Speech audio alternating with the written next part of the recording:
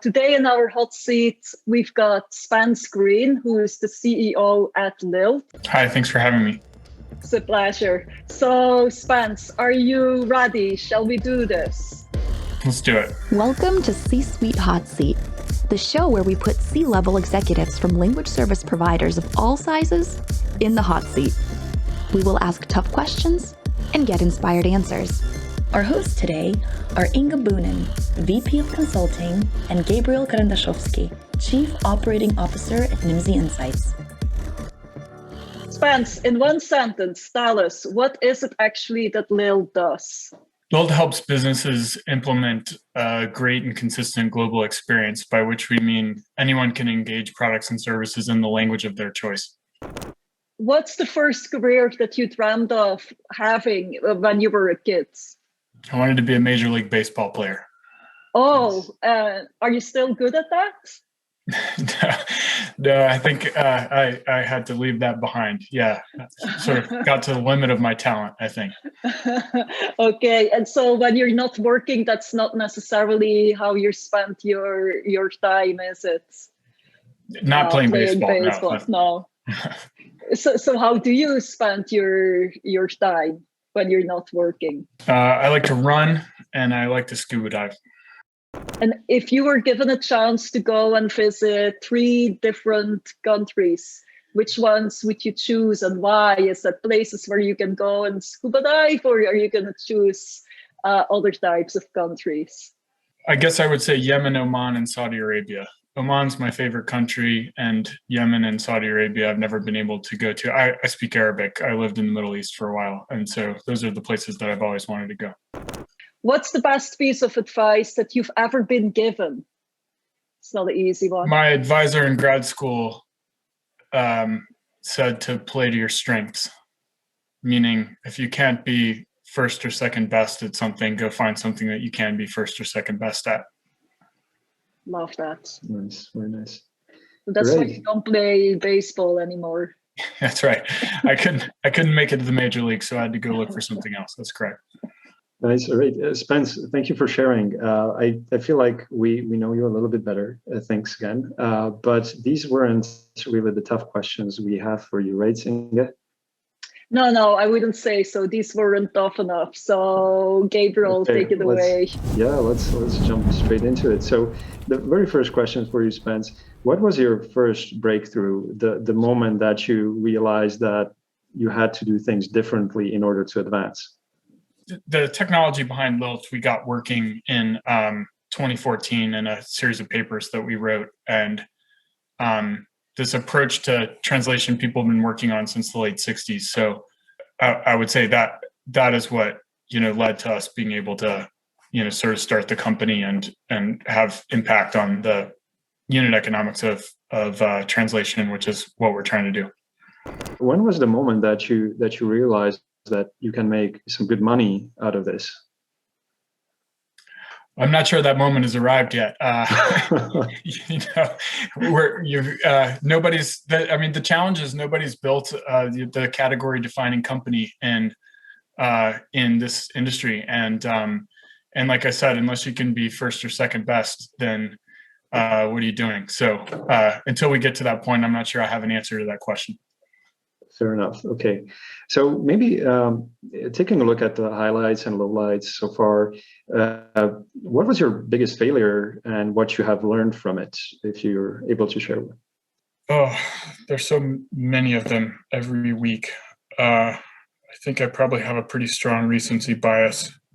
I think a big one along the way for us that we've been sort of recovering from this year was I underestimated how difficult change management is for people, for customers in this industry. I think we thought we have this great technology.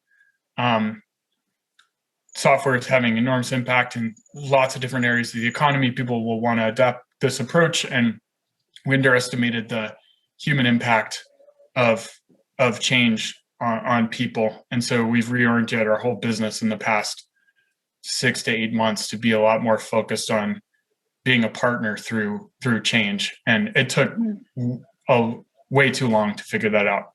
On the other side of the spectrum, what was your biggest success? Do you have a story to share there, a short one with us?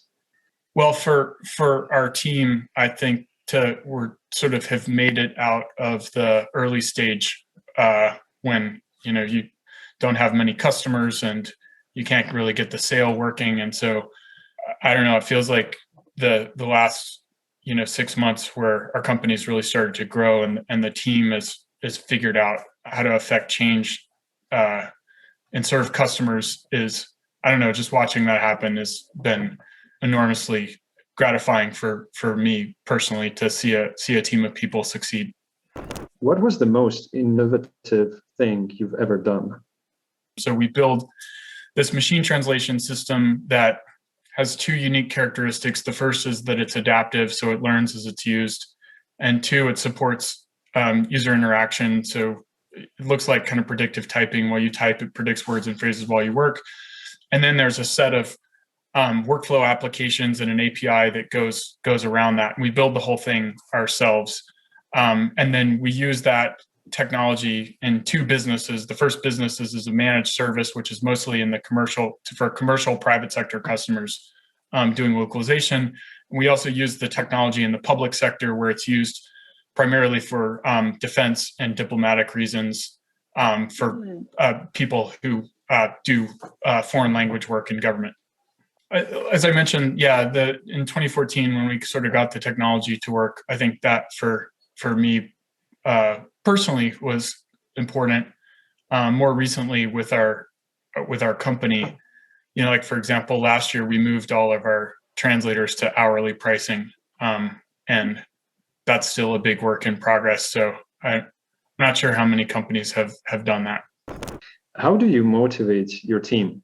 First of all, you should hire for people who are motivated by growth, both their personal growth and the team's growth around them.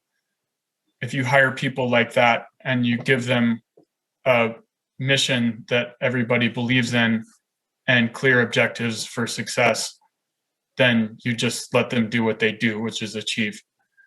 What makes you a great leader? I'm a work in progress in that regard. I'm not going to say that I am one. Right, fair enough, and thank you. Then another question, and a little bit different again, a different topic. What is your pet peeve when it comes to clients? I don't have one. I think all customer feedback is a gift. What's the one thing you're excited about that's coming this year and beyond this year? Yeah, technology-wise, we have a system coming out which we call auto review, which we've spent a lot of time trying to make the translation process more efficient, but not much about the quality control process.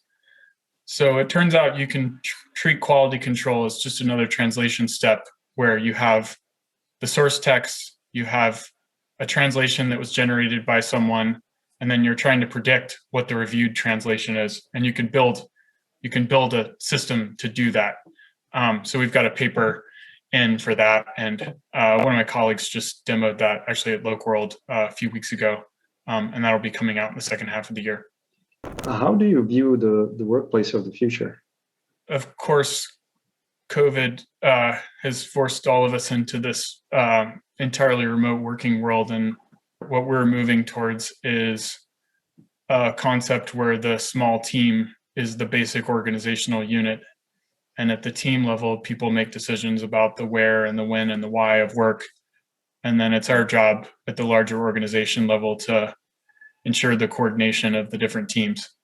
So we hadn't really thought about it that way before, but that's how we've thought about redesigning work going into, coming back out of this all remote time.